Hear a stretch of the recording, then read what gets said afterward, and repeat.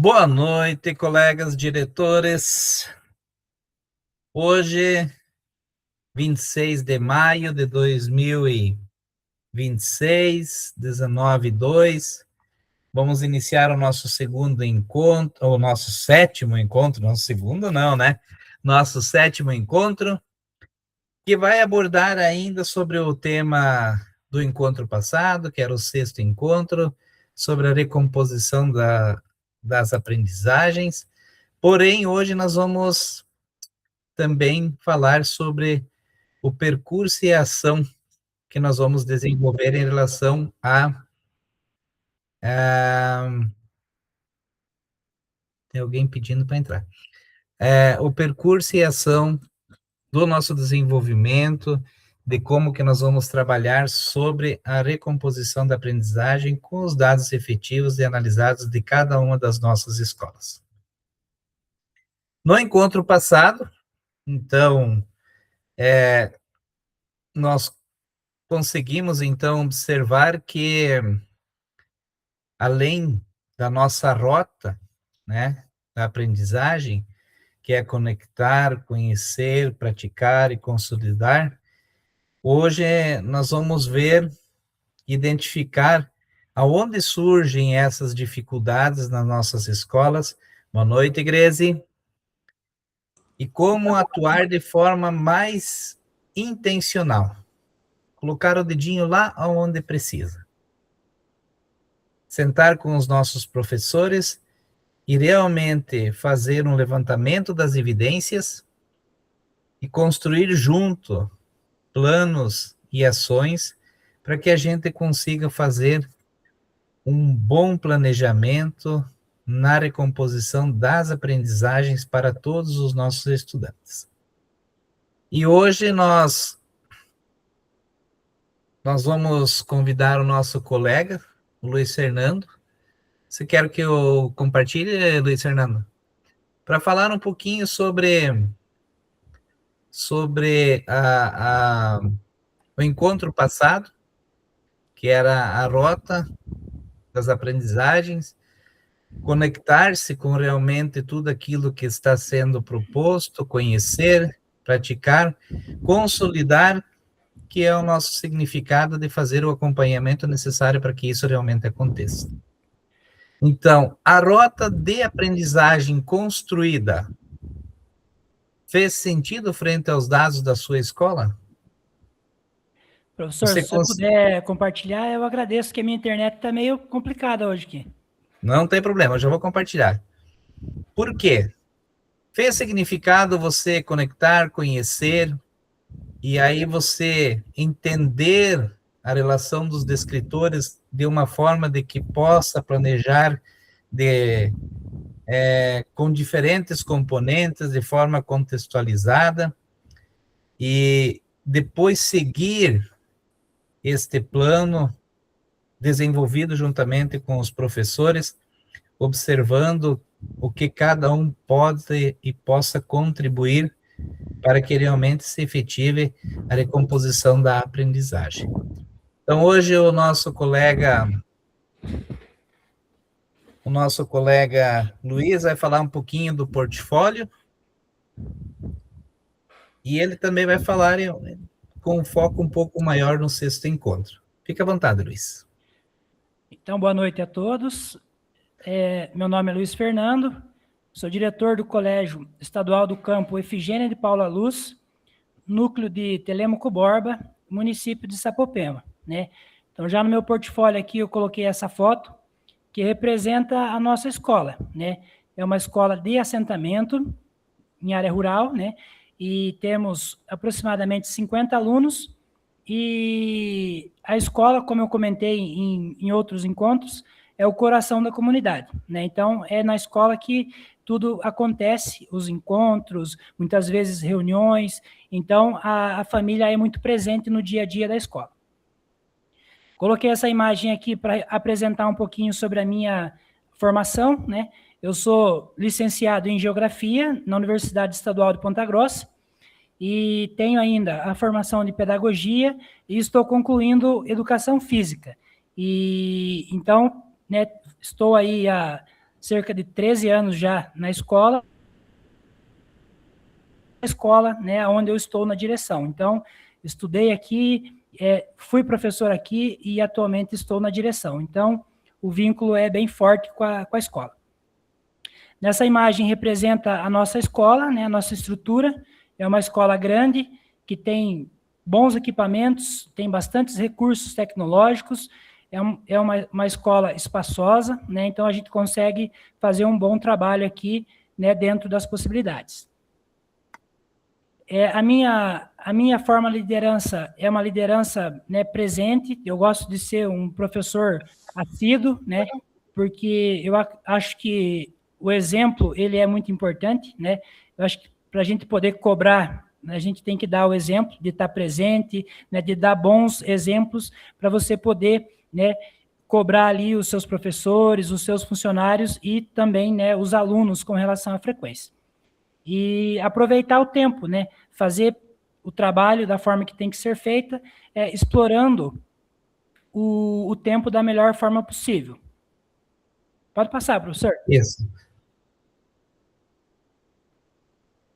Suas expectativas, né? A construção. Eu coloquei um recadinho para vocês, colegas, já que eu estou passando aqui. Eu vou até mostrar. Eu acredito que é nesse slide aqui, tá? Esse slide aqui, ele está somente como precisa pedir autorização para... eu não sei quem que fez a cópia e quem colocou. Então, esse slide aqui, ele precisa estar disponível o link para todo mundo ter acesso, para a gente visualizar esse slide aqui. Alguém que fez a edição, tá? Ou todos vocês que fizeram a edição, que copiaram e fizeram uma cópia, tem que deixar, então, para fazer a observação que a gente não consegue. Até eu vou mostrar aqui, ó, para vocês verem, ó. Quando você clica em cima, ó, ele mostra editor, tá? Então, solicitar acesso. Daí você vai precisar fazer um compartilhamento para que a gente também tenha acesso a esse documento, tá bom? A maioria dos links estão assim, dos portfólios de vocês.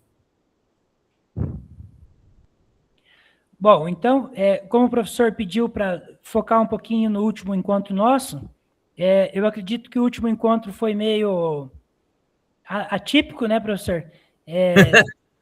Mais gente? Isso, com mais pessoas, né? Então, no meu ver... Só um segundinho, professor. Só um segundinho, já volto aí.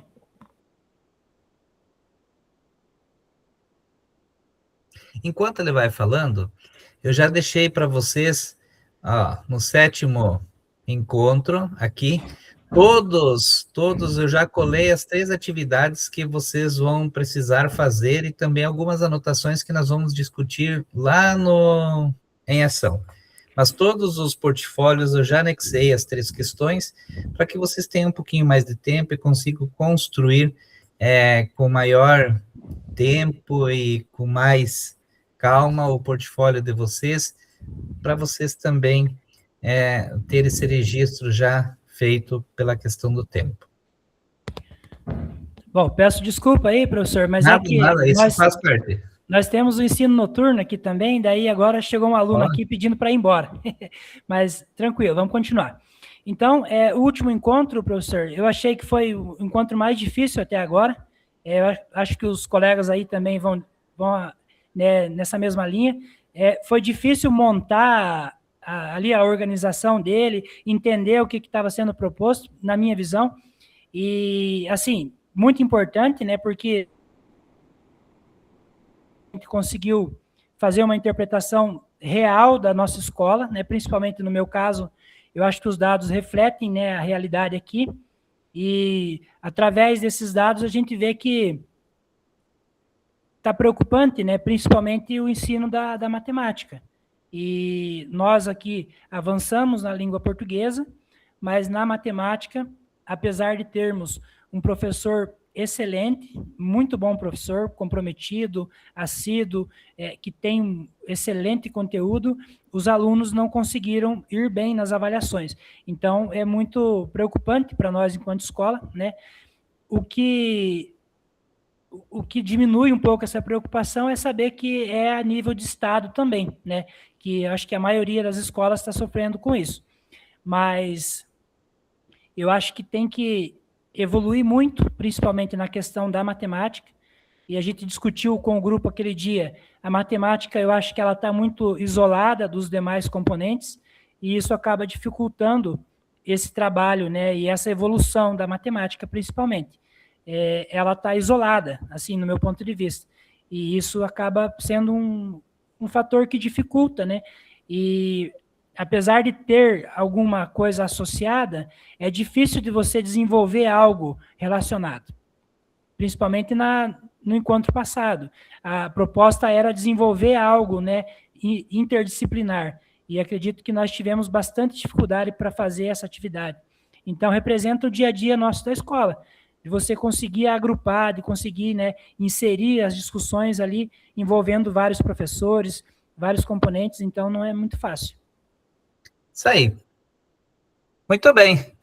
Então, aqui está o que você colocou, tá bem bacana. Eu olhei antes também, tá? E a dificuldade no entendimento é como os demais componentes podem um auxiliar o outro. E como vocês colocaram, o componente de matemática ele está um pouco isolado. Mas nem por isso a gente vai deixar de fazer com que os demais componentes possam auxiliar. Porque nós temos vários fatores, vários componentes que utilizam da matemática para também fazer com que seja algo concreto, real. Por exemplo, loteamentos em cidades, ruas, isso é em geografia. Tudo isso pode ser trabalhado das formas geométricas, diferentes circunstâncias, medidas, tamanhos, através da matemática. E isso a gente precisa fazer com que as habilidades que são exigidas na matemática, os demais componentes podem auxiliar, e auxiliar bastante com um trabalho que realmente esteja direcionado, como dados estatísticos, na parte de ciência, um monte de coisa pode ser trabalhado. Então, assim, é isso que nós vamos hoje trabalhar, tá? Na verdade, o que nós vamos colocar é exatamente essa parte aqui, que é o quê? A rota da aprendizagem faz sentido à frente aos dados da sua escola? Muitas vezes a rota construída no momento do último encontro, que era conectar-se com o descritor, conhecer, fazer e praticar aquilo que pode ser construído com os demais componentes e depois acompanhar, no momento da construção, ele fez sentido porque você precisou construir, mas sem conhecer, você não consegue fazer essa conexão. Por isso que é importante o planejamento, tá? Depois de planejado, você pode sim fazer esse compartilhamento dessas ações com os demais componentes, e aí sim, acompanhar serialmente vai fazer com que aquilo que foi produzido te traga algum retorno. Como você junta a sua equipe? Acompanha na prática o trabalho dos professores para garantir a recomposição da aprendizagem. Pode falar, Luiz. Hoje eu vou pegar você, tá? Hoje a internet vai contribuir, se Deus quiser, né? Vai, tá contribuindo. Então, professor, eu acho que, como eu coloquei ali no meu portfólio, é um trabalho diário, né, que a gente faz de acompanhamento, através de conversas, durante a hora atividade, né, acompanhamento pedagógico que a gente faz em parceria aqui com nossos pedagogos, e o objetivo sempre é a aprendizagem dos alunos, né? Eu acho que eu sempre reforço isso com os professores nossos. A escola não existe sem aluno, né? Então, sempre tem que trabalhar voltado a essa aprendizagem, e eu acredito que a recomposição, ela veio a somar nisso, né? Porque é possível, através dela, ver as dificuldades do aluno, ver as principais carências dele e poder trabalhar, né, aquilo de uma forma mais efetiva, que possa ter um resultado melhor. Só um segundinho. Muito bem. Na verdade, o acompanhamento da recomposição da aprendizagem é justamente retomar tudo aquilo que é necessário. Hoje, na escola, nós temos diferentes níveis de aprendizagem. Hoje nós temos aquele que está em defasagem, aquele que está no estágio intermediário e aquele que está no estado adequado, avançado. Um dos maiores desafios que nós encontramos é fazer com que o professor consiga trabalhar esses diferentes níveis de aprendizagem numa mesma aula, com os nossos estudantes. E aí sim, fazer com que todos possam aprender da mesma maneira e todos tenham esse equilíbrio. Não aquele que esteja no estado adequado, avançado, aquilo que é atribuído dentro da sala de aula para a defasagem de estudantes, que constitui essa defasagem, se sinta, isso, eu vou fazer isso daí. Não, a gente tem que entender que o professor precisa ter esse planejamento para que você consiga atingir esses diferentes níveis de aprendizagem, tanto no defasado como no adequado. Como construir isso? Como fazer isso? Somente através do planejamento. E a maior dificuldade que nós encontramos é exatamente isso, esse ponto de equilíbrio para que nós não perdemos aquele aluno do estado adequado para o intermediário e aquele do estado que está em defasagem, ele possa sim progredir para o intermediário e futuramente para o adequado. É isso que a gente precisa fazer com a recomposição. Os objetivos, Greze, leia para nós.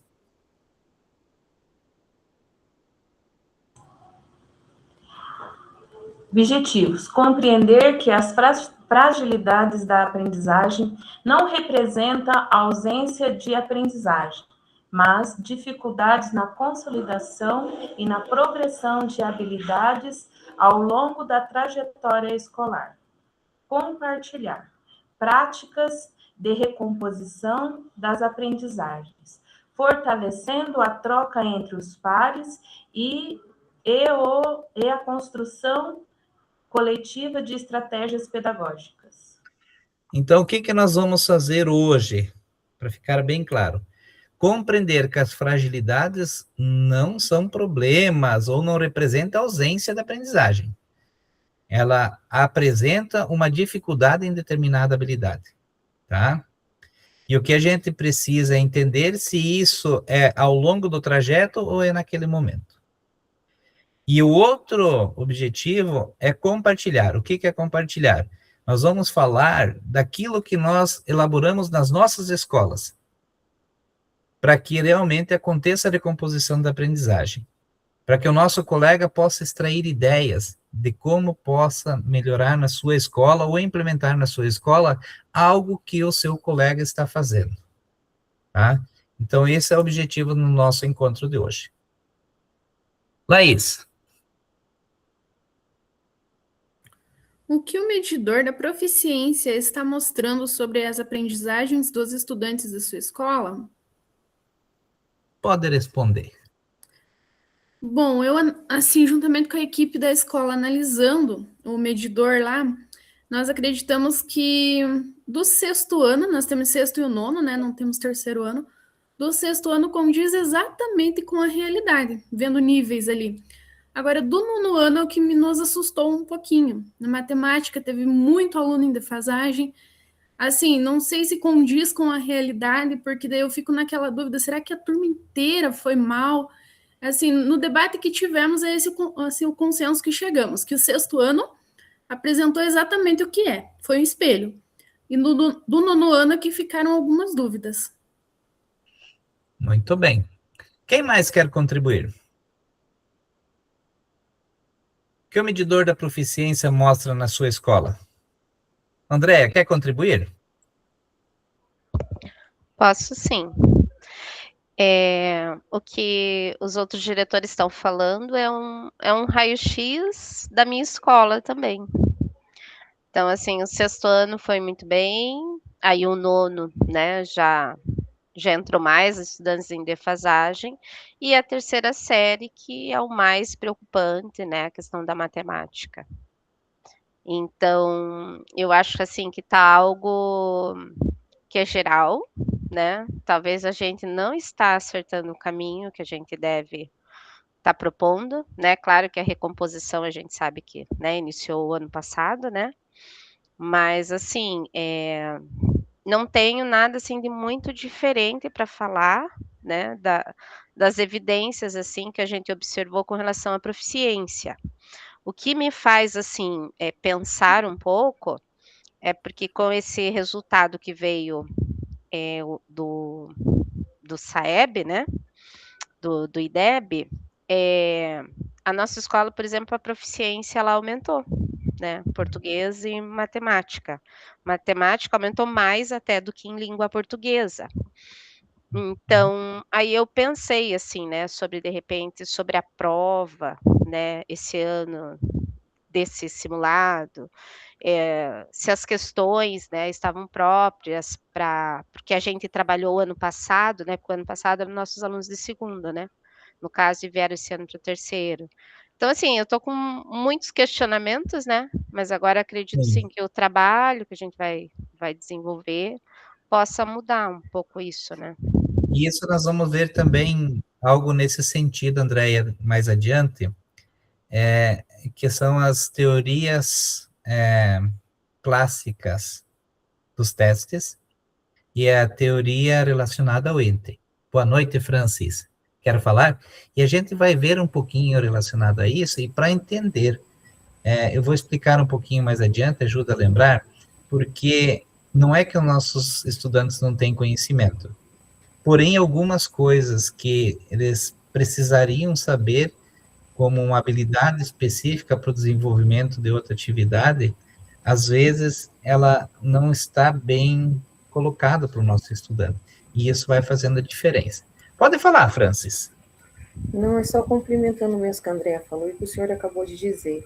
E também a questão que eu senti aqui na minha escola, por parte de alguns alunos, na hora de analisar tudo esse gráfico, né, na hora de levar lá na sala para eles observarem, eu tive problema, como já tive em outro momento. Alguns alunos não agiram com responsabilidade na hora do desenvolvimento, sabe?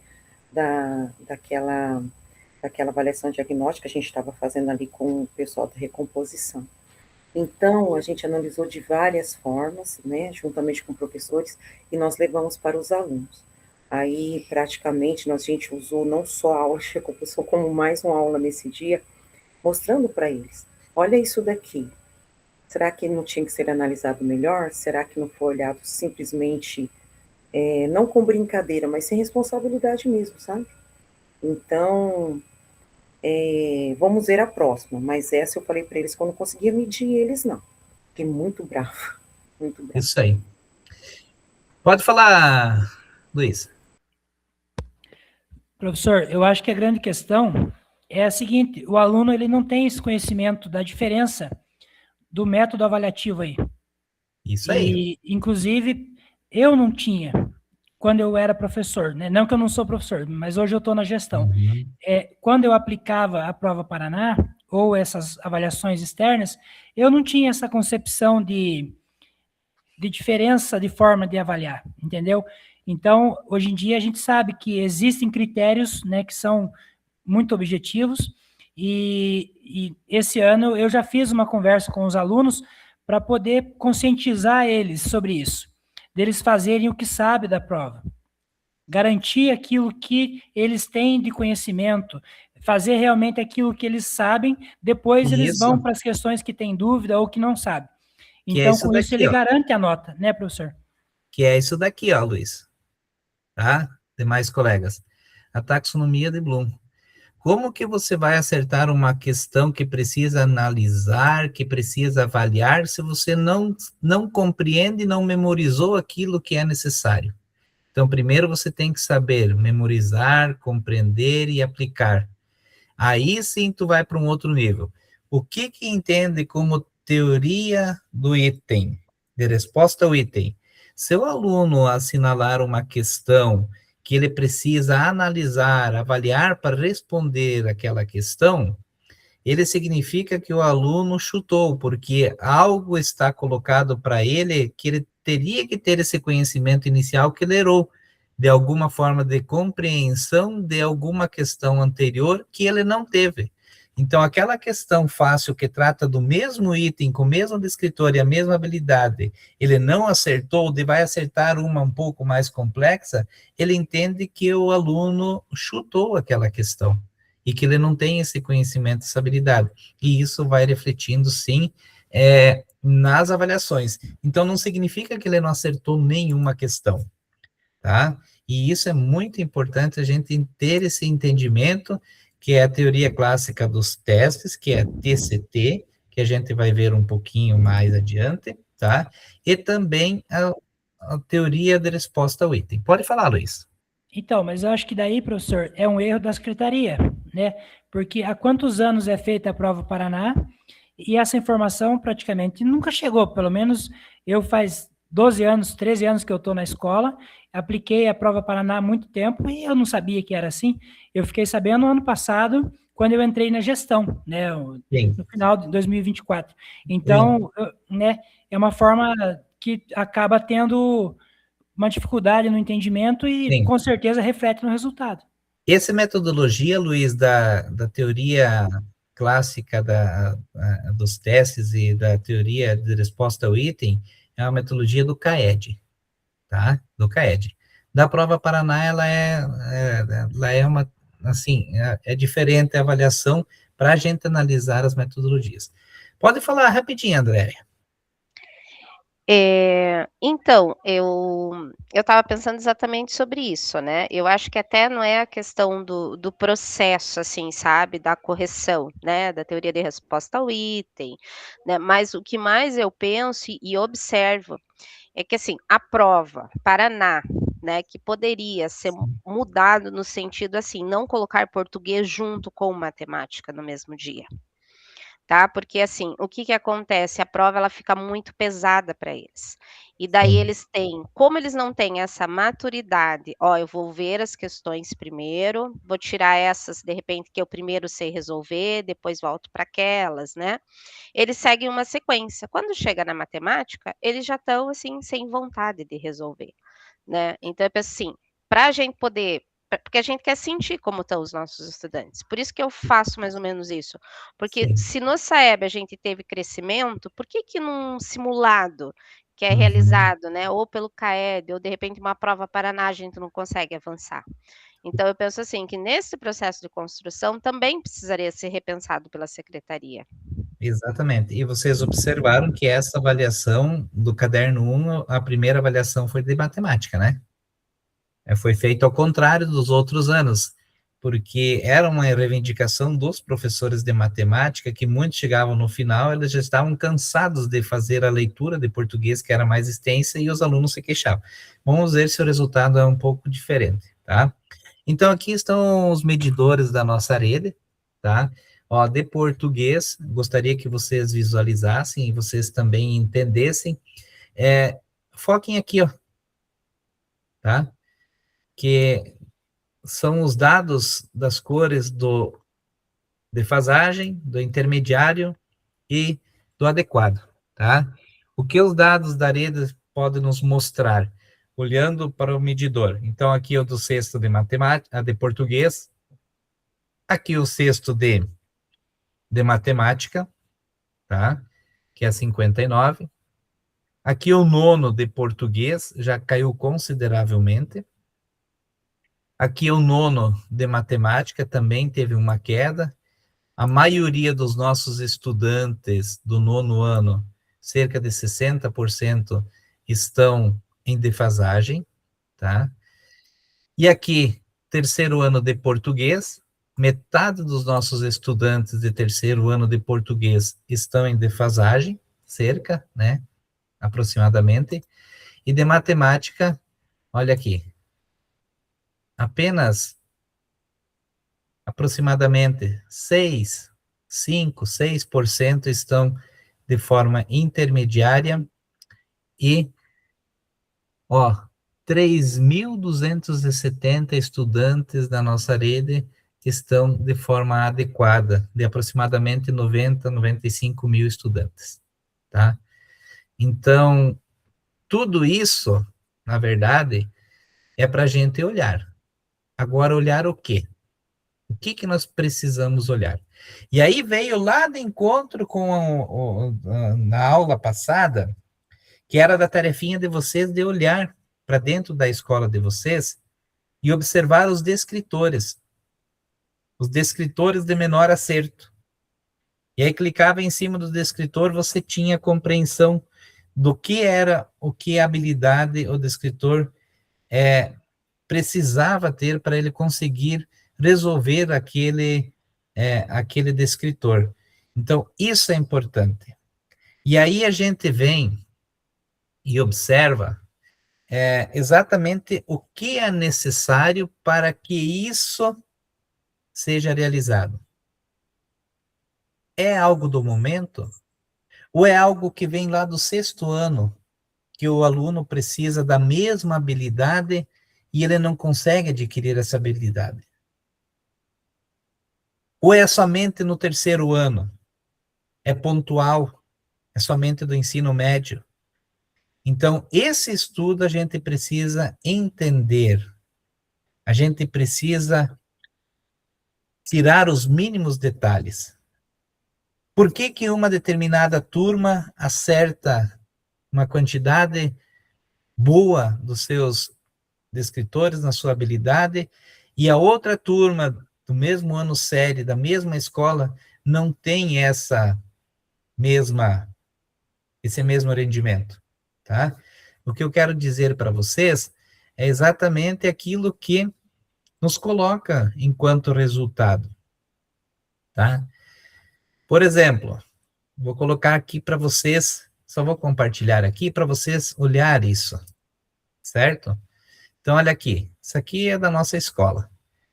Então, olha aqui, a porcentagem, e aí você consegue visualizar aqui nessa porcentagem quanto cada uma das escolas tem em determinada turma, e aí você consegue também, por habilidade, colocar aqui quais são as habilidades que correspondem. Por exemplo, habilidade 2, olha aqui, ó, parecida. Ó, quem que são os alunos, quanto que acertaram, que daí vem, ó, 0 de 1, que é teoria ou item, certo? Deixa eu colocar aqui, voltar aqui. Só um pouquinho, aqui. O que eu quero mostrar é algo nesse sentido, ó. Tudo tem que estar parecido, ó. Se é numa turma, droga. Se é numa turma da manhã, tem que ser também na turma da tarde. E essas são as habilidades. O que não pode ter é uma diferença enorme. Por exemplo, aqui. Só para mim mostrar para vocês, ó. Esse é o descritor, ó. Descritor 14. Habilidade 14. Uma turma acertou 47% apenas, teve um rendimento, e a outra 73%. Aqui, outra habilidade, habilidade 13. Uma turma 47 e a outra 69. O que aconteceu com essas turmas? Tá? Por que uma turma tem 47 e a outra 73? E aí você vem aqui, olha a habilidade 14. O que é a habilidade 14? Tá aqui, ó. Reconhecer efeitos de sentido decorrente da exploração de recursos ortográficos e morfossintáticos. É difícil trabalhar isso? Não é, tá? Então, aí você precisa conversar com o professor e fazer uma análise da turma, o que está acontecendo. É esse detalhe, é esse estudo que precisa ser feito para que a gente possa entender exatamente para onde caminhar e de que maneira a gente fazer esse caminho. Agora, eu gostaria que vocês levantassem a mão para a gente fazer uma dinâmica, rapidinho. Vamos lá?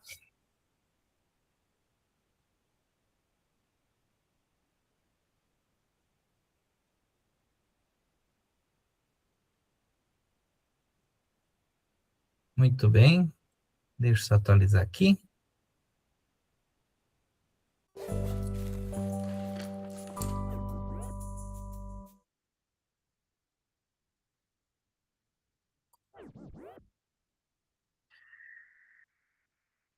Então, a Francis, a primeira questão, tá? E eu vou conversando um pouquinho com vocês aqui, para a gente ir explicando também, TST é Teoria Clássica dos Testes, tá? E a gente vai fazer, então, com que a gente tenha as perguntas e respostas, mesmo que vocês não saibam, a gente vai fazer com que todo mundo tenha esse entendimento, que era dúvida também do nosso colega Luiz, tá? E que ele acabou estudando e entendeu. Francis, você vai ler a pergunta e você vai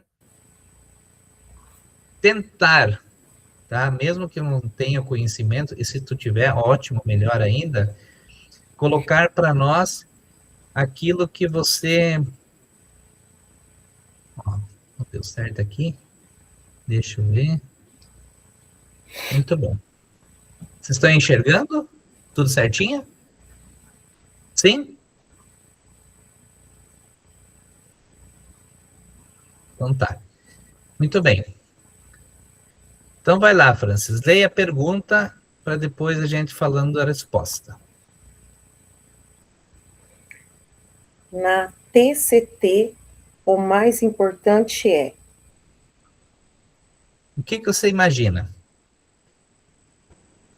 TCT é Teoria Clássica dos Testes.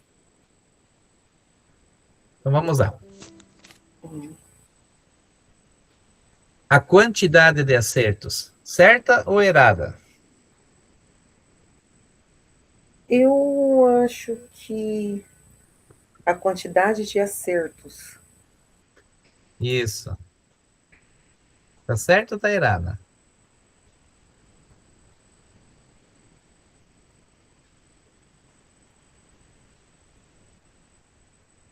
Caiu Eu fora. acho que vai estar certa para depois eu poder analisar as respostas. Sim, sim. O que aconteceu aqui agora? Deu um probleminha.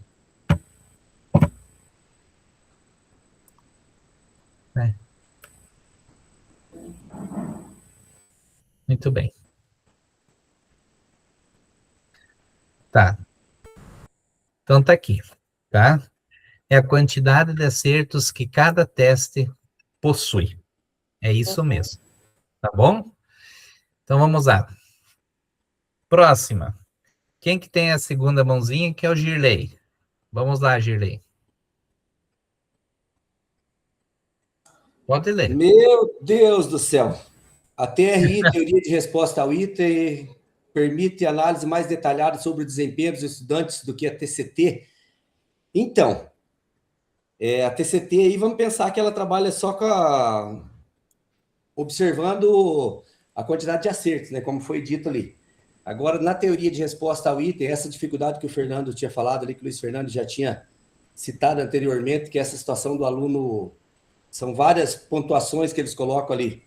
O aluno tem condição de, se acertar uma fácil, ele acertar o básico, ele vai ter uma nota melhor. Se ele acertar uma questão mais difícil e não acertar fácil, ele vai cair. Então, eu acho que ela vai conseguir analisar melhor, porque ela vai analisar a proficiência do aluno também. Mas eu acho.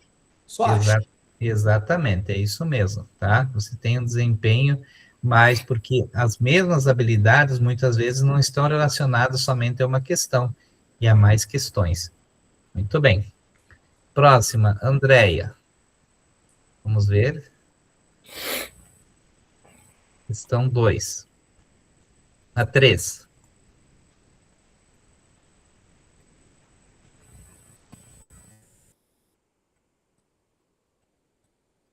Consegue ler, Andréia? Tá fechado o microfone, eu acho.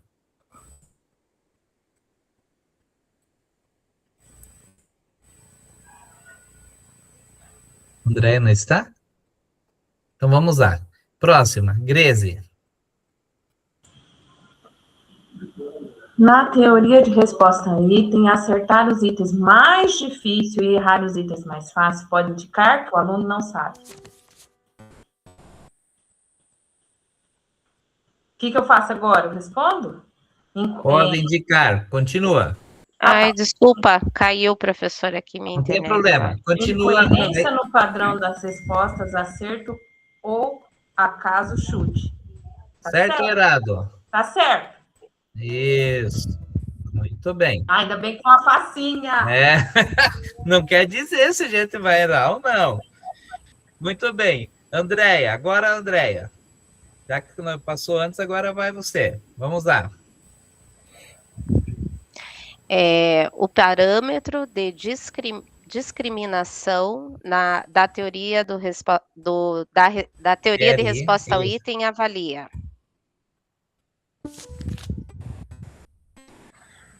a capacidade do item distinguir diferentes níveis de proficiência. Eu acho que é certo. Isso. Muito bem. Agora sim, Luiz, ficou uma grandona para você. Você já tem esse conhecimento.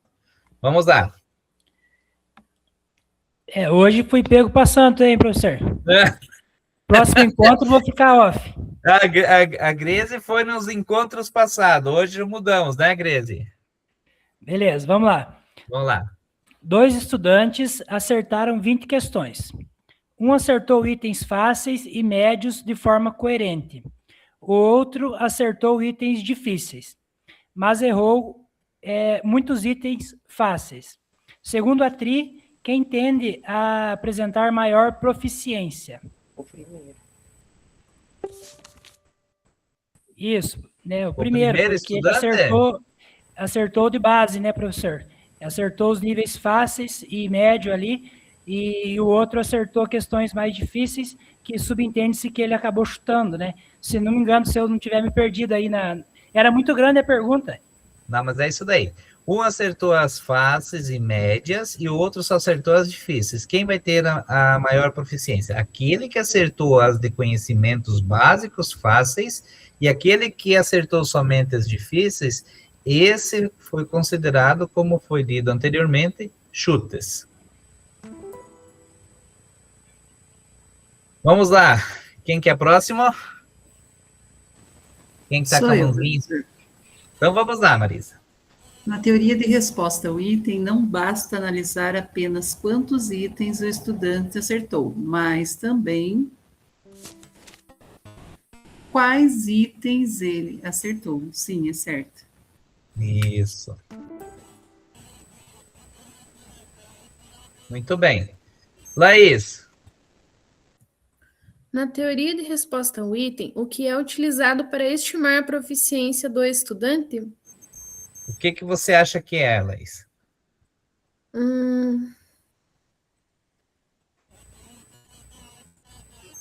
Para estimar proficiência, é a questão dele ter acertado as fáceis e não só as difíceis. Isso, ele ter consolidado, então, as características, tá, das respostas fáceis. Então, o que seria? Conjunto de respostas e as características dos itens. Isso, muito bem. Ótimo. Vou colocar um vizinho. Próximo, quem que é? Girley? Ou não é? O Girley já foi? Solange? Caiu a internet aqui. Hoje a internet está bem ruim no estado todo. Óculos em casa também, mas eu consigo ler, grandão. É. Tu tá em casa? Não, tô na escola. Ah, normal. Esses picos é normal. Vamos lá, Solange. Na teoria de resposta, 2 estudantes com a mesma quantidade de acertos podem ter proficiências diferentes, verdadeiro ou falso? O que você acha? Que na mesma resposta, acho que é falso. Não é na mesma resposta. Com a mesma quantidade de acertos. Pode ter proficiência diferente. Exatamente, é aquilo que a gente falou anteriormente, tá? Que o aluno, acertando as fáceis e as intermediárias, ele vai ter uma proficiência muito maior do que somente acertando as difíceis e errando as fáceis. Sim. Tá? Então tá aqui, verdadeiro. Muito bem. Quem mais? Quem falta? Não falta mais ninguém? Então vamos de novo. Vai lá. Andréia. Na teoria clássica dos testes, o desempenho é determinado principalmente pela a quantidade de respostas, né? Certas, no caso, né? Isso. Que daí seria a nossa prova Paraná, tá? Então tá aqui, quantidade de acertos. Muito bem, André. Vamos lá, já que a Greze estava quietinha, então, e o Luiz se queixando, então vamos lá. Greze. Luiz. Deixar você, viu, Luiz? Ai. Vamos lá. Porque um estudante pode ter vários acertos e, mesmo assim, apresentar baixa proficiência na teoria de resposta ao item? Porque ele só acertou as difíceis. Isso. Tô craque isso aqui, professor. Viu como é interessante? Porque a teoria analisa o padrão de respostas e os itens acertados, não somente as respostas difíceis, tá? Então, ela tem um padrão que ela faz análise.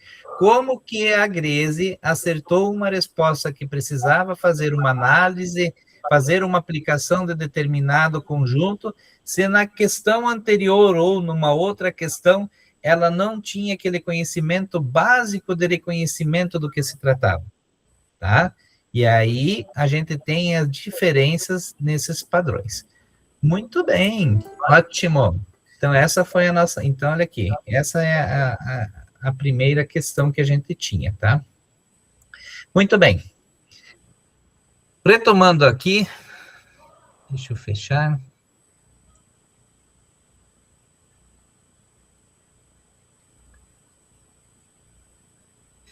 Ficou alguma coisa em dúvida em relação ao TCT e a TRI? Alguém ficou com alguma dúvida? Não? Aí a gente, mais para frente, a gente vai poder também estudar lá, por que 0 de 1, 1 de 1, 2 de 1, 2 de 2. Isso mais lá para frente a gente pode sentar e entender essa metodologia. Entrar lá na plataforma do CAED, entender por que essas avaliações são nesse sentido, e também buscar fontes diferentes para que a gente consiga entender, tá? Então, vamos lá. Vamos assistir o videozinho.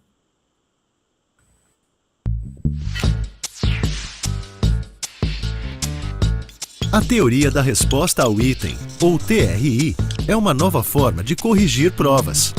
Ela estabelece uma escala a partir de um modelo matemático para a atribuição das notas, sendo usada em processos de avaliação, como o Enem, por exemplo. Sua nota calculada segundo a TRI leva em conta a coerência de seus acertos. Calma, vou tentar simplificar.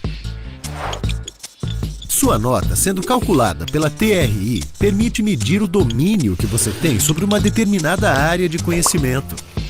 Depois da prova, suas respostas vão para um programa de computador que posiciona as questões e os participantes em uma mesma escala. Como? As questões são posicionadas segundo seu grau de dificuldade e os participantes segundo seu grau de proficiência. Para esse posicionamento, o programa avalia cada candidato segundo a coerência de seus acertos.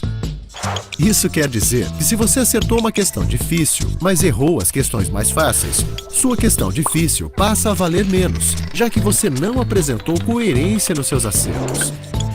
A TRI, além de avaliar a proficiência dos participantes, permite comparar seu desempenho em provas de anos diferentes.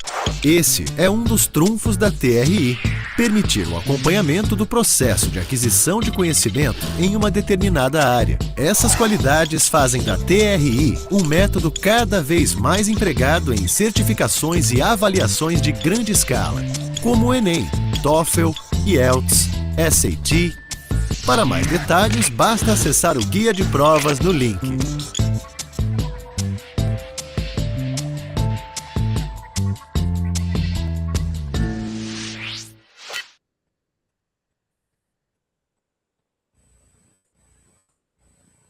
Muito bem.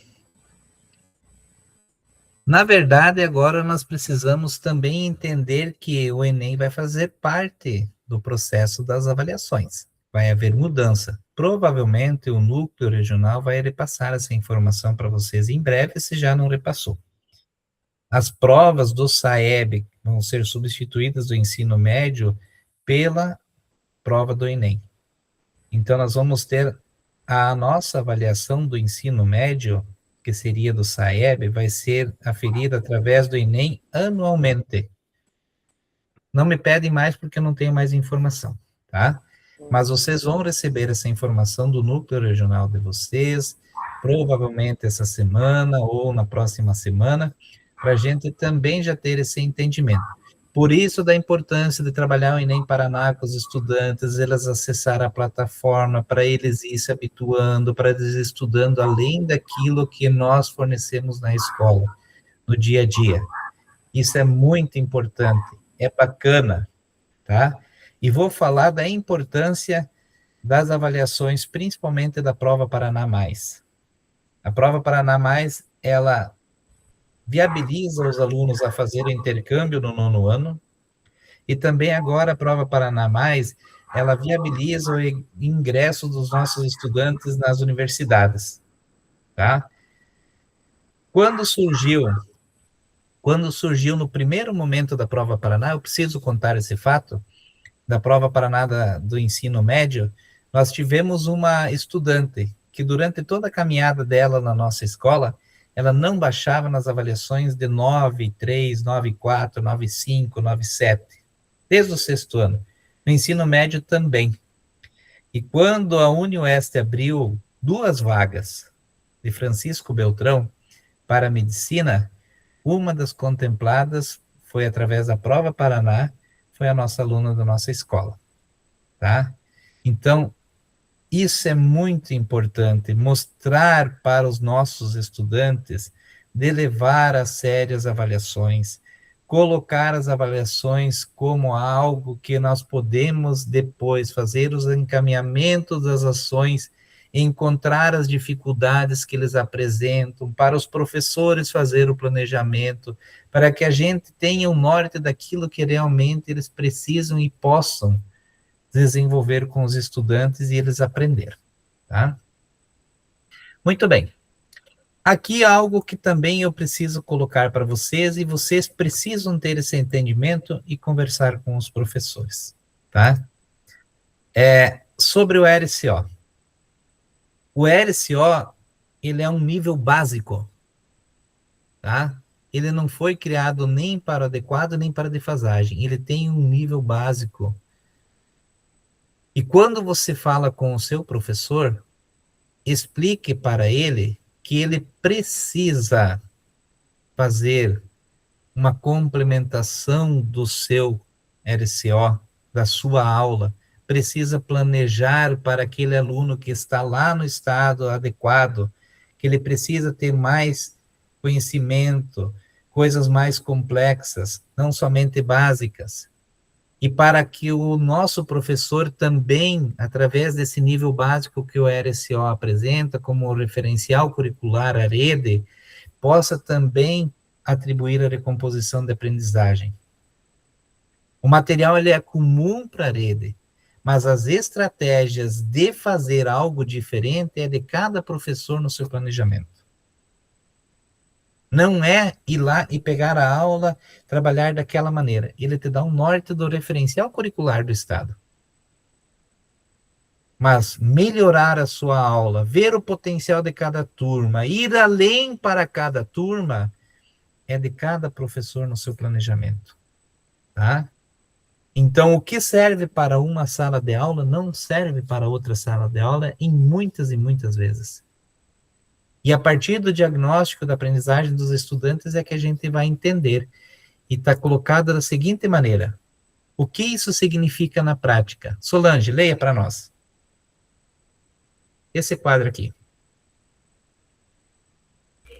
As aulas são ponto de partida, não roteiro fechado. O material é flexível e precisa dialogar com a realidade da turma. O ensino precisa ser contextualizado às necessidades da turma. O uso de dados deve orientar decisões pedagógicas. Isso. Então, olha ali, ó. O ensino precisa ser contextualizado de acordo com as necessidades da turma. Não, olha ali, ó, o uso de dados deve orientar decisões pedagógicas. Não utilizar ele de forma fechada, só vou trabalhar aquilo. Tá? Lá tem atividade relacionada à prova Paraná, atividade relacionada a esta questão da prova Paraná, a esse descritor, mas vá além, converse com o professor para ir além daquilo que está colocado. É bom, é ótimo, é um norte para o professor, mas não se ater somente ao RCO. Nós precisamos fazer com que cada turma tenha seu específico desenvolvimento através dos níveis de aprendizagem e que ele possa transformar as aulas do RCO mais contextualizadas, melhorando para a recomposição e sucessivamente com diferentes metodologias. O que os dados nos mostram? A aprendizagem nem sempre sustenta ao longo da trajetória escolar, e as fragilidades vão se acumulando ano após ano. Isso nos indica que a defasagem não surge de forma repentina, ela vai sendo construída ou não enfrentada ao longo do tempo. Muito bem. Francis, o que a escola tem feito ou deixado de fazer diante destes sinais ao longo do caminho?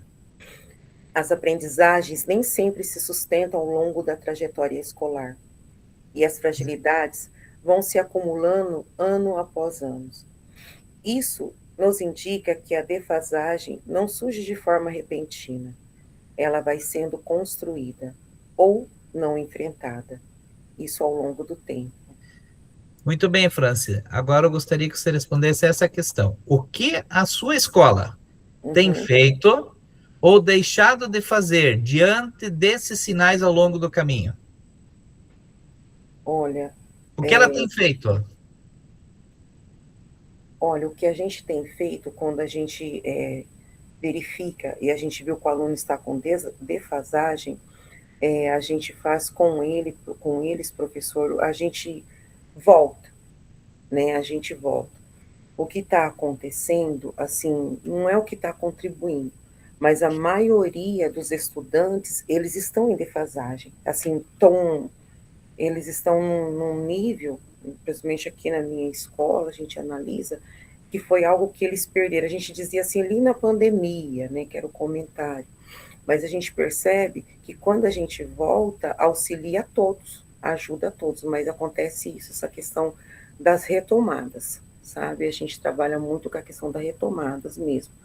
Agora, com a recomposição, nos terceiros anos, a gente pede para o professor, tanto de português quanto de matemática, voltar mesmo, voltar lá do início, para poder contribuir com os outros componentes.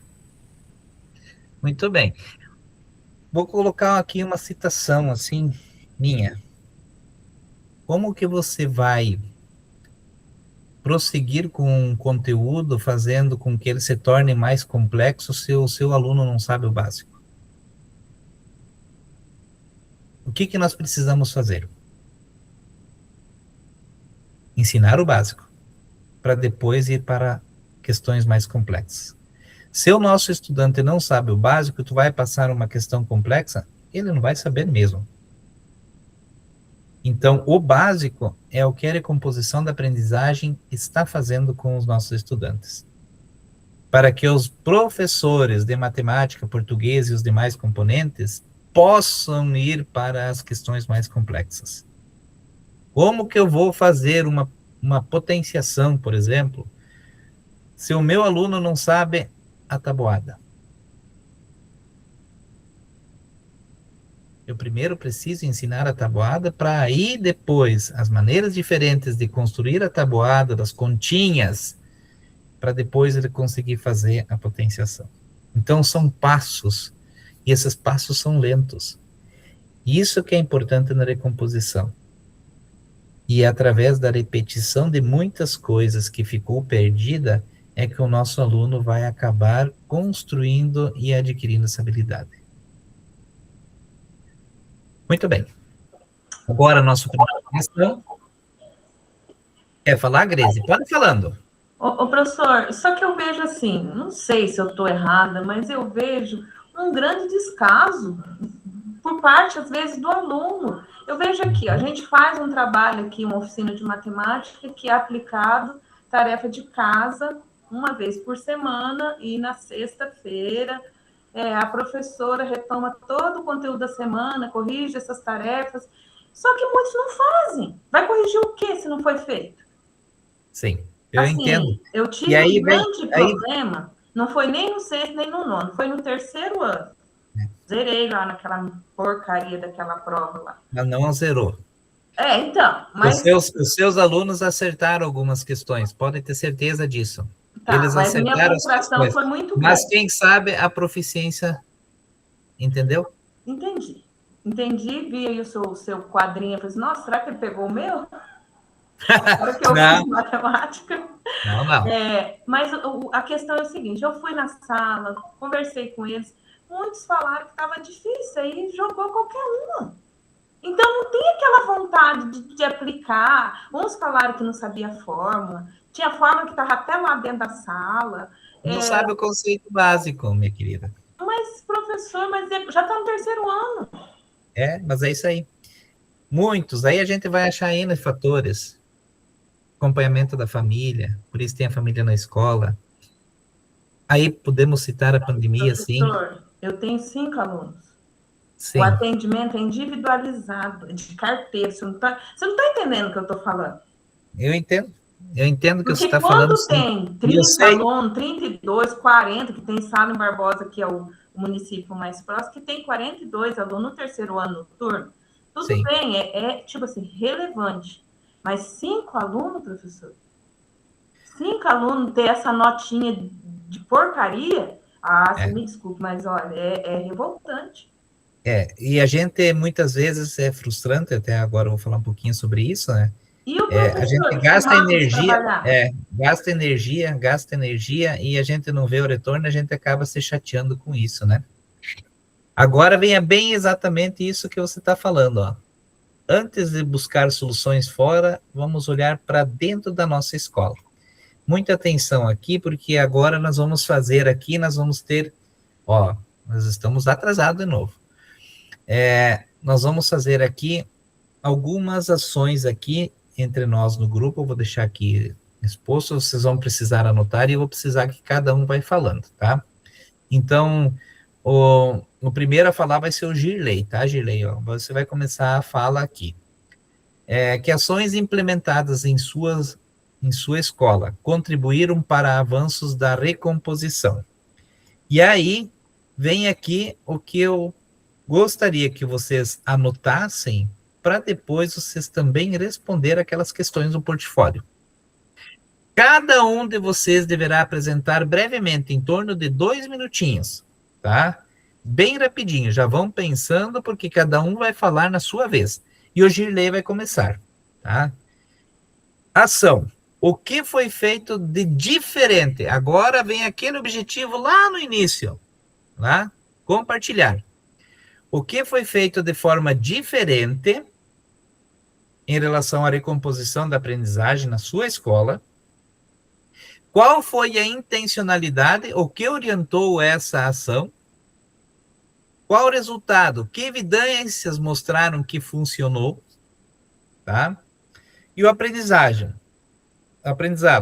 O que essa experiência ensina para outras escolas? Então, cada um vai falar um pouquinho. Eu vou falar bem brevemente, tá? Uma ação que nós fizemos aqui. Então, nós criamos o projeto de leitura, uma aula da semana, uma essa semana na segunda, uma na terça, na segunda aula, uma terça, projeto de leitura. E aí, no projeto de leitura, a leitura é para todos, é secretaria, é todo mundo, tá? Essa ação nós elaboramos com uma intencionalidade. Primeiro, quando vai fazer a leitura, esse aluno vai retirar da leitura dele 10 palavras que ele não entendeu. Indiferente se é livrinho de leitura, se é livro de notação científica, se é do livro didático, mas vai ser feita a leitura. E aí, depois que foi extraído essas palavras, ele vai pesquisar o significado dela para ele ter um entendimento. E os resultados mostraram uma melhora no conceito de algumas palavras que os nossos alunos não tinham esse conhecimento. Por quê? Nas avaliações, a maioria dos escritores da Prova Paraná coloca lá conceito básico de química, de física, de biologia, conceito de geografia sobre isso e daquilo. Eles não têm o conceito básico, porque eles não entendem determinadas palavras. E o nosso resultado, ele foi numa melhora significativa em algumas palavras. E vocês podem perceber que isso acontece quando é feita a aplicação da Prova Paraná, que o aluno pergunta para o professor, professor, o que significa essa palavra? Ele não tem esse conhecimento. Então, a aula de leitura, esse projeto de leitura é justamente para isso, tá? E a gente vai vendo, então, agora, através dessa Prova Paraná, se isso vai obtendo resultados ou não. Essa foi a ação que a gente elaborou na recomposição da aprendizagem de todas as séries da nossa escola, beleza? Próximo, Girley, rapidinho, 2 minutinhos. Vamos lá, então, não estava preparado para isso, mas vamos lá. Pessoal, então, conforme todos vocês tiveram, acho que os mesmos problemas, nós descobrimos aqui que os nossos alunos tinham muita dificuldade na matemática, é fundamental, que eu estou dizendo. E aí a matemática, pensando nesse básico que tinha que ser trabalhado, que os alunos tinham que saber o básico, o que nós descobrimos? Nossos alunos tinham muita dificuldade na tabuada. Então, por incrível que pareça, nossos alunos tinham muita dificuldade na tabuada. Eu desenvolvi um projeto do diretor, tabuada do diretor. Eu desenvolvi o projeto, eu fiz uns chaveirinhos de tabuada para os alunos, passei, mostrei os chaveirinhos para eles e fui de sala em sala propondo um desafio para eles de quem ia aprender mais tabuada. O que eu fiz? Fiz uma sondagem com todos os alunos, fui com uma folha em branco, com várias tabuadas, vários números, 3x3, 6x5, salteados ali, em branco. E dei, tipo, uma quantidade de tempo para eles responderem. Todos responderam, depois eu fazia conferência com todos eles.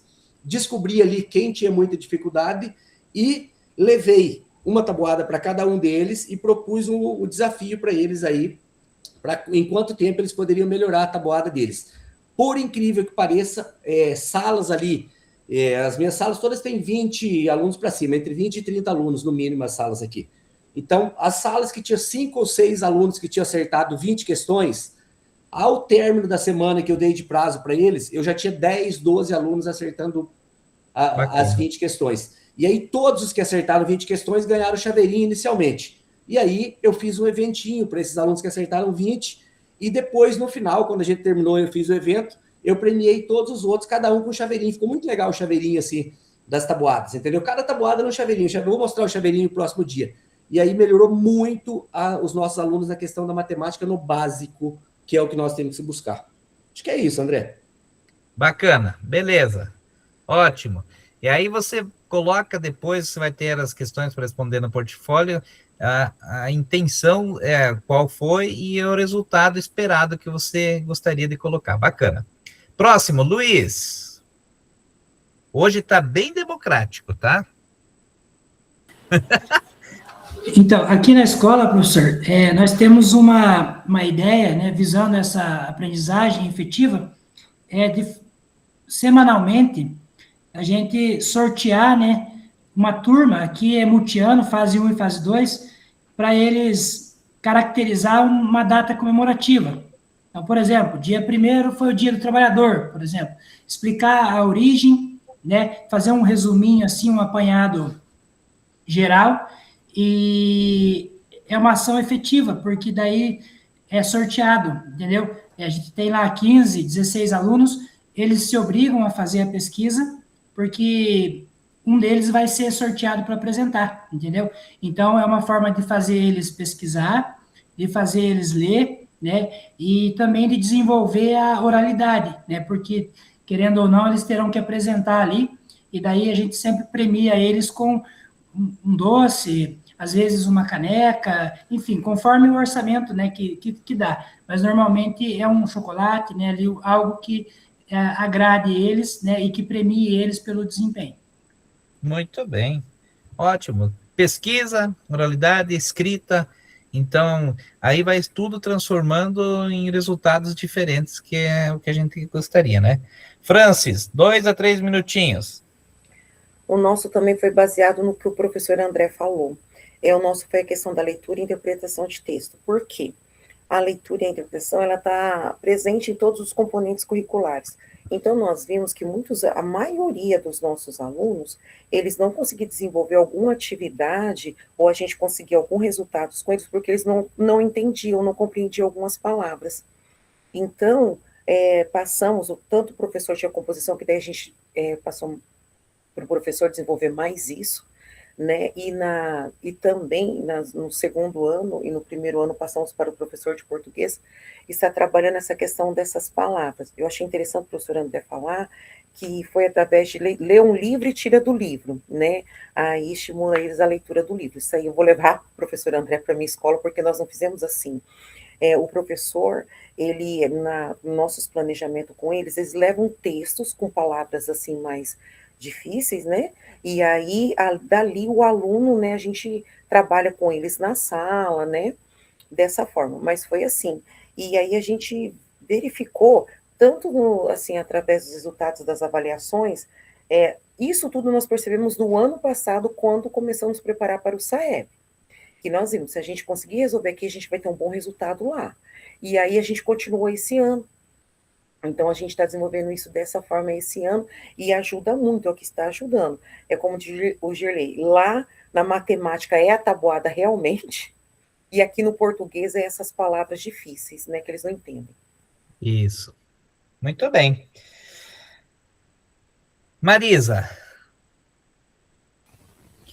coloque qual a atuação, a intencionalidade, o resultado, a aprendizagem esperada.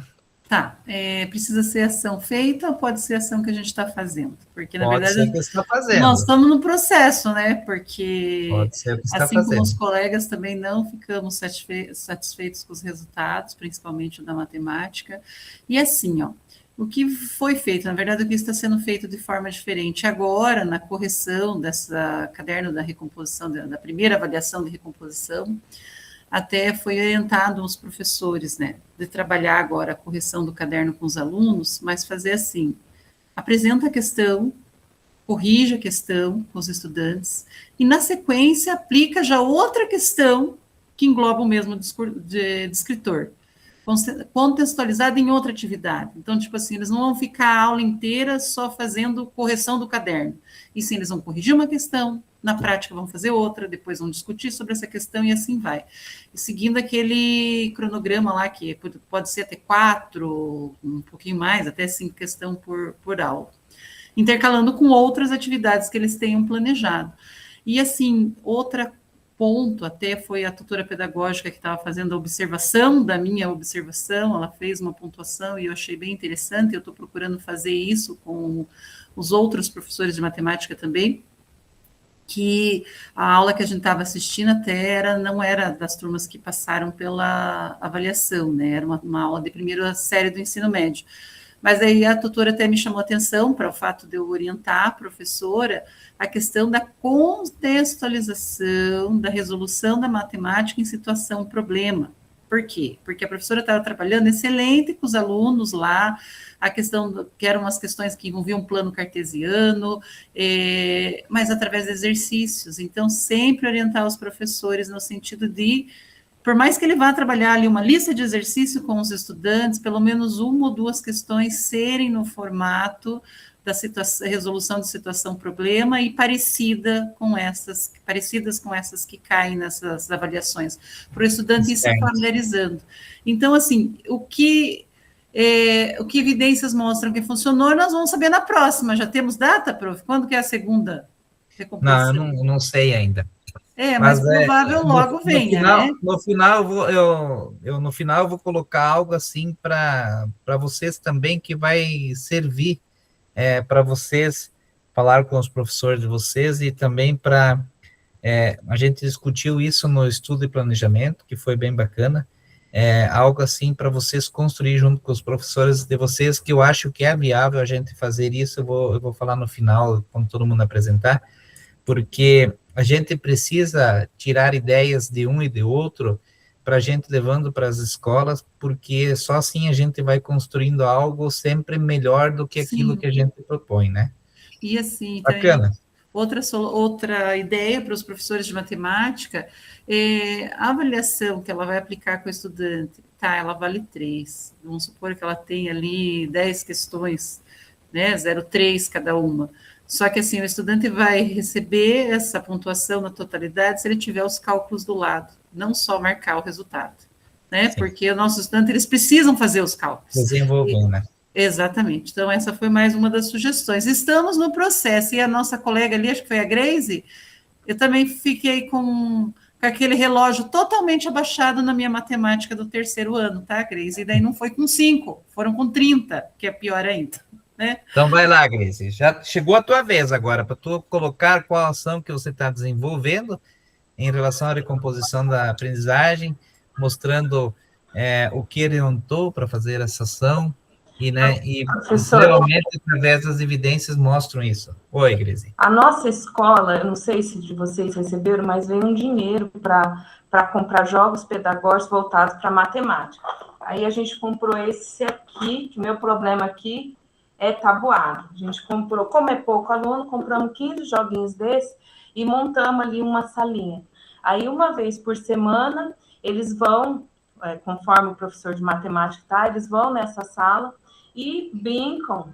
Eu digo brinco, né? Mas estão aprendendo a tabuada de uma forma... brincando. De uma forma diferente. Eu acho que está dando resultado, porque o sexto e o nono ano foram melhores na prova do que o terceiro ano. Então, eu penso que, por exemplo, coisas de potência, aquela reta numérica, esses exercícios assim, praticamente todos acertaram. E eu acredito que é um trabalho que, assim, além de não ser só tomar a tabuada, que eu acredito em decorar a tabuada, eu sou do tempo de decorar, eu acho que dá certo, só que hoje os nossos alunos não são mais de decorar as coisas. Aí acredito que está dando certo e aparentemente parece que deu resultado. E assim, é um jogo barato, não é aquele do Banco dos Milhões, lá, sei lá o nome daquele lá, que é aquele caríssimo para nós aqui. E esse aqui é um jogo assim, bem custo bem baixo e tem dado resultado. E eles gostam, tá certo que são mais para criança, não dá para o ensino médio. Mas é isso que a gente está fazendo aqui e tem dado, está sendo legal. Ótimo. Andréia, compartilha com nós aí. Bom, a gente não fez nada assim de diferente, né?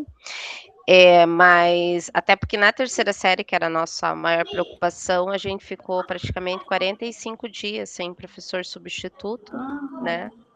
Na recomposição. Daí, quando o professor, né, chegou vai dar um período aí de, acho que 2 semanas, porque a professora volta amanhã, inclusive, da recomposição, que a gente conseguiu um substituto.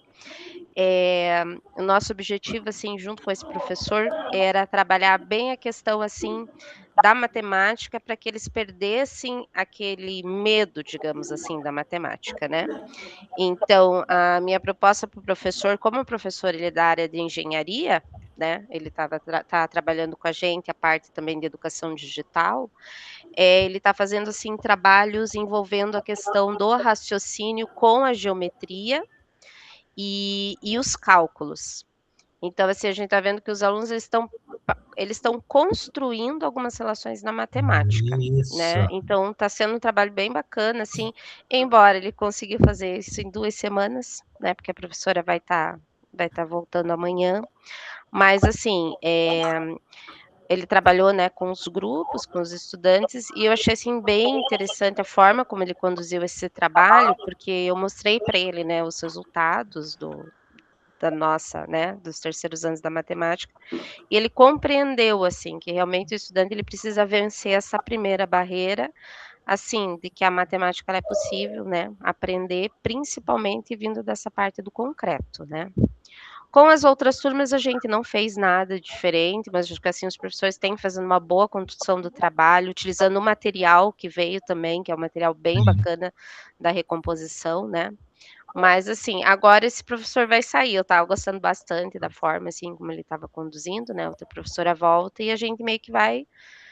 Vamos tentar, né? Se a gente Arruma a volta segunda aí. docência para ele. No terceiro ano não tem. Ah, só terceiro ano. É só no Mas não terceiro. tem de sexto, ó. Mas Não daí tem. é essa professora que está de licença. Ah, Ela estava como segunda docente no sexto ano. No sexto e no nono. E daí, tanto que no sexto do nono a gente ficou também sem, né? Sem substituição, a segunda docência. E daí, nos terceiros, ela, né, era a docente, sim. né? E agora Bacana. vamos ver o que é. Fazer o melhor com aquilo que a gente tem, né? Diz Sim, Cortella. isso. É. Isso mesmo. Muito bem. Laís. Bom, uma ação que a gente tem feito na escola, fizemos agora no primeiro trimestre, é o projeto da hora da leitura. Eu acredito que em algumas escolas já estava acontecendo esse tipo de trabalho também.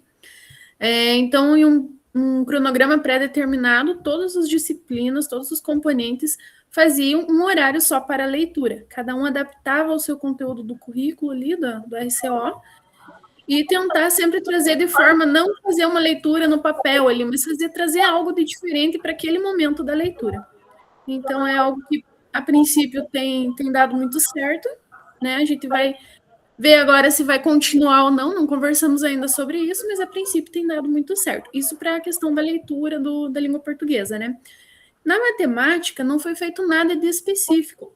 Porém, o que a gente começou a perceber na escola é que quando o professor de matemática se dispõe uma hora de atividade para pegar os alunos com maior dificuldade ali, que estão em defasagem, isso tem dado resultado também.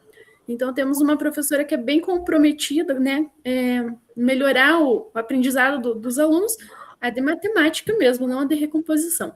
Então, ela tem hora de atividade dela que ela pega 1, 2, 3 alunos ali que tem um nível menor, um nível maior de dificuldade, e ela acompanha mais de perto. E isso tem dado bastante resultado também. Muito bem, Laís. Ótimo. Solange, chegou a sua vez. Professor, aqui na escola, a gente tem trabalhado assim com os alunos com sala de aula invertida, né? Onde os alunos ali, eles trabalham, eles pesquisam, né, o tema que vai ser estudado, e aí eles se dividem em grupo para fazer a apresentação. Aí eles fazem a apresentação através de slides, né, para a turma, e aí a gente faz aquela valorização, né, daquela apresentação para os alunos, o que vem, assim, contribuindo bastante também na matemática, né, por causa da interpretação. A gente sabe que os alunos têm dificuldade na matemática, na interpretação do que está sendo pedido para eles resolverem. Então, é um trabalho, assim, que a gente está vendo, assim, que está surtindo efeito, assim, porque os alunos se dispõem, né, a estar fazendo essa apresentação, né, essa sala de aula invertida. Ótimo. Muito bem, sala de aula invertida. Então, eu vou colocar mais uma situação. No estudo e planejamento, nós sentamos com os nossos professores e a gente fez uma análise bem criteriosa dos descritores com suas habilidades. Então, a gente percebeu que alguns dos descritores, eles vêm com problema desde o sexto ano, sexto, sétimo, oitavo, nono ano, quando faz avaliação, e ensino médio, quando faz avaliação. O que isso significa? Foi deixado de trabalhar? Não. Significa que esse descritor, ele tem uma dificuldade de entendimento para com as habilidades em nossos alunos. Porém, existem alguns descritores com suas habilidades são pontuais, tá?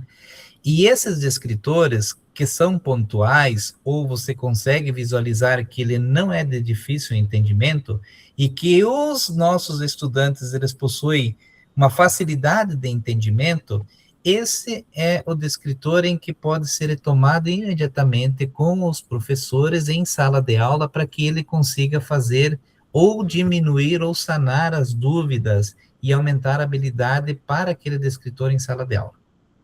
Isso é muito importante. Por exemplo, a reta numérica que foi citada, ela sempre tem um determinado problema em determinadas turmas. Agora, se ele está lá na terceira série e não sabe colocar um número irracional na reta numérica, significa que ele não tem entendimento, não do número irracional muitas vezes, mas aonde colocar na reta numérica. Tá? Então, isso a gente pode colocar para o aluno de uma forma imediata. E os professores fizeram um levantamento no estudo e planejamento da recomposição dos componentes e irão trabalhar de forma imediata aquilo que já foi demonstrado como evidência do que é mais fácil do entendimento dos nossos alunos, deles adquirirem essa habilidade. Isso é algo que a gente construiu no dia do estudo e planejamento, que foi no dia 15, que é muito bacana e que eu acho que vale a pena.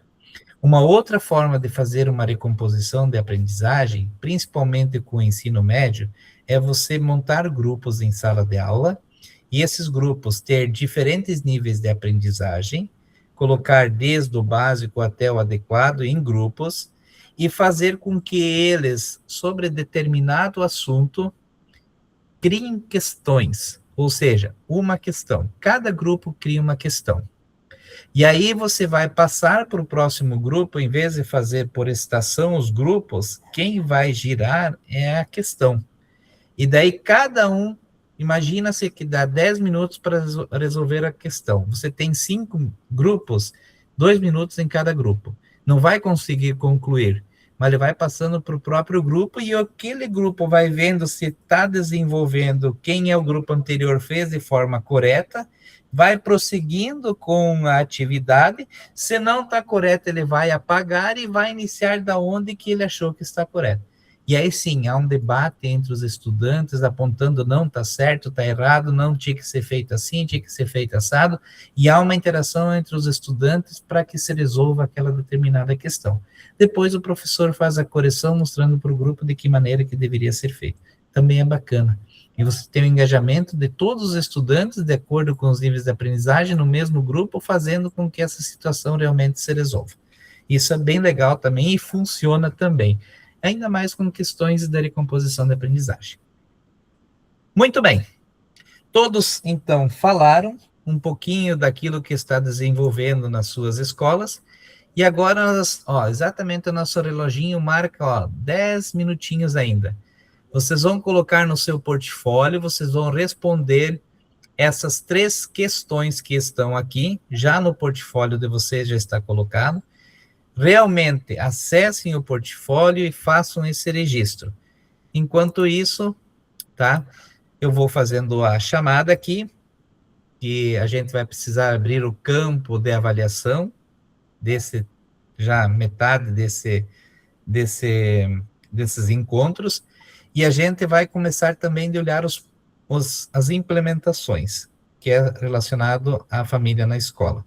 Então, já vão editando, os portfólios estão tudo em dia, tem um ou outro que falta coisinhas leves, eu fiz algumas anotações, pode apagar, pode tirar depois que vocês fizeram, é o portfólio de vocês, eu só coloquei para lembrá-los, mas não deixem de fazer. Então, a gente tem em torno de 5, 7 minutinhos, vou parar de compartilhar aqui, para a gente também fazer já o print do nosso encontro de hoje, e eu vou fazendo a chamada enquanto isso, tá bom? Qualquer um que estiver com dúvida pode chamar. Querem erguer a mãozinha, que ficou bacana? Girley, abre a câmera aí, Girley. Muito bem. Marisa não falou nada, só porque não estava no último encontro.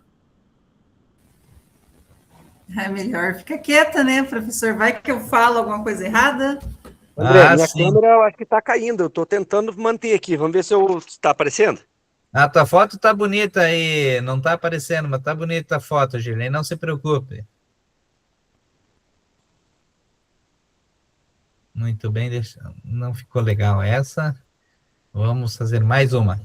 Aí, sorriso, aí. Agora ficou bonito, todo mundo sorrindo. Até o Girley na foto tá sorrindo lá dele. Muito bem. Então, se eu estou sorrindo, tá bom. Tá Maravilha. bom. Arruma em 10 minutinhos, ó, 20 e 30, no máximo até 20 e 38 a gente faz o encerramento. Eu vou só fazer a chamada, tá bom? Qualquer dúvida, vocês podem me chamando. Hoje nós sobramos um tempinho para fazer. Eu já pensei que não ia dar tempo suficiente pela nossa socialização, eu pensei, já vou colocar essas questões aí e deixar pronto para os cursistas. E eu gosto de vocês, viu? Falar bem baixinho. Ai, ai.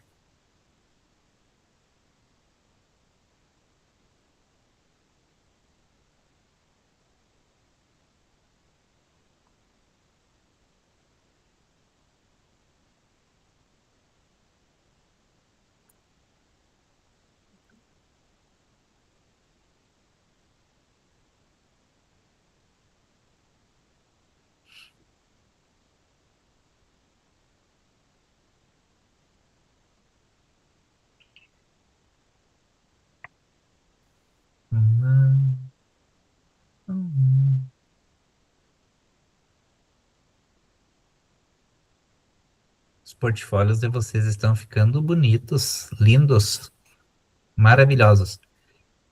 Só dá uma repassadinha também nos links para ver se todos eles colocam como acessível para qualquer um que tenha acesso ao link, tá?